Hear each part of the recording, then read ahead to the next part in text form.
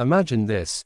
You're juggling a pregnant wife, a toddler in a stroller, a 4-year-old running ahead, and another little one clinging to your hand. The Texas sun is merciless. The asphalt shimmers like a mirage, radiating waves of heat.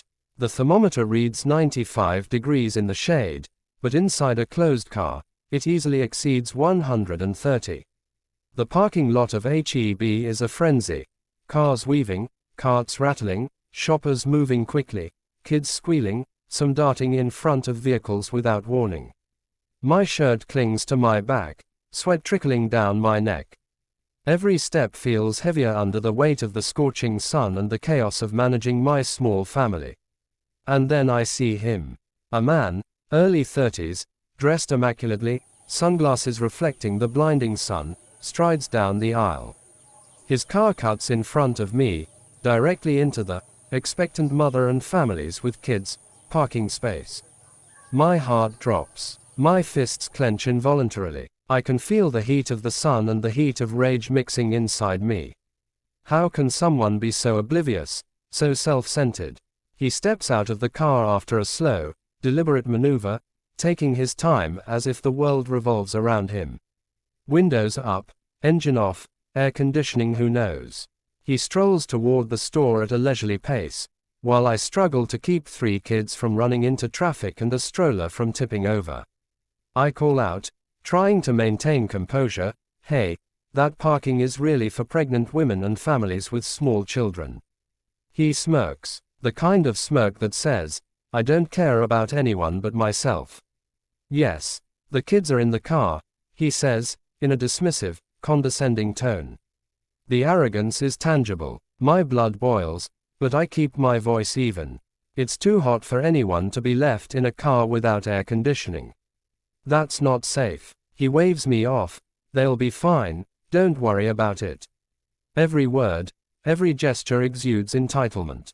I glance at my wife, her forehead creased with worry, the kids struggling to stay close in the chaos. My mind races. This man is reckless, dangerous, and he thinks he's clever. I could have walked away. I could have parked elsewhere and ignored him. But something inside me snapped. Not anger, but a deep sense of responsibility. Texas summers can kill. Children and pets trapped in cars die in minutes. I had a choice: act or allow potential disaster. My moral compass screamed, act.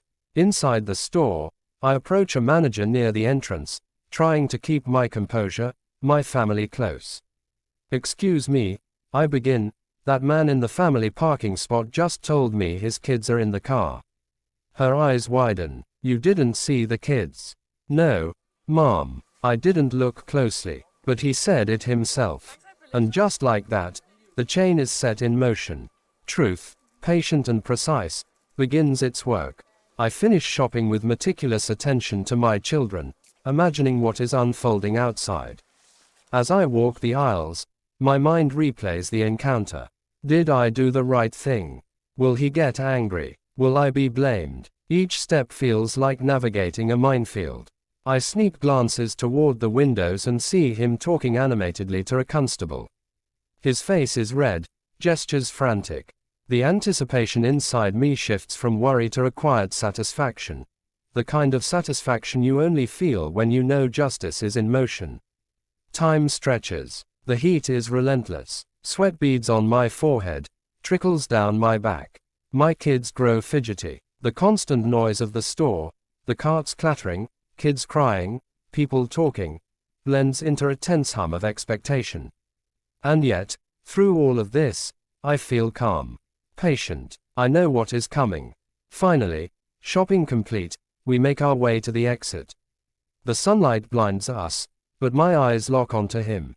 He is cornered, speaking rapidly to the constable, trying to explain himself, his arrogance crumbling under the weight of his own words. I don't intervene. I don't speak. I simply watch. I hear fragments. "They were in the car." "No, wait, I didn't." The constable shakes his head. Disapproval is written on his face. A quiet smile spreads across mine. My wife notices, raising an eyebrow knowingly. My children laugh, oblivious to the tension, as relief and triumph wash over me. Walking back to the car, I reflect on what happened. People like him, entitled, careless, reckless, often underestimate the quiet power of truth. Lies and arrogance rarely succeed when confronted with honesty and responsibility. The heat, the lot, the children's safety, it all combined into a perfect storm, producing poetic justice. As I strap my kids into their seats, feeling the cool air conditioning begin to offset the sweltering heat, I realize that revenge doesn't always require confrontation. It can be quiet, methodical, inevitable. This is how I achieved it that day. Karma had arrived, patient and precise, without me lifting a finger. The drive home is filled with quiet chatter from the kids, laughter, and small questions.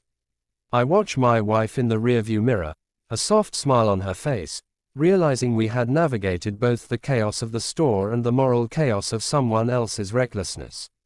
Some lessons are learned the hard way. Some victories are quiet but immensely satisfying. That day, Texas heat, a crowded parking lot, and a man's own arrogance combined into a perfect lesson in humility. And as I glance back in the mirror one last time, watching him realize the weight of his mistake, I understand, justice, when patient, is far more satisfying than any immediate rage. Some victories are slow, deliberate, and profoundly satisfying. I take a deep breath, feeling the weight of tension finally lift.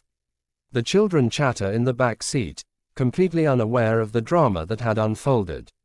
My wife squeezes my hand briefly, a small acknowledgement of what had occurred. And in that moment, I realize that sometimes, the simplest acts of truth can have the most dramatic consequences.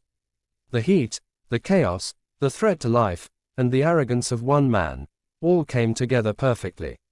And all it took was honesty, patience, and letting natural consequences unfold. That day, I learned that revenge doesn't have to be loud, messy, or violent. It can be quiet, it can be invisible, and it can be utterly, undeniably satisfying. As we drive away, I glance at the rearview mirror again. The man is still dealing with the constable, still fumbling, still realizing that his arrogance has consequences he never anticipated. And in that moment, I know, the world has a way of balancing itself when the truth is allowed to speak.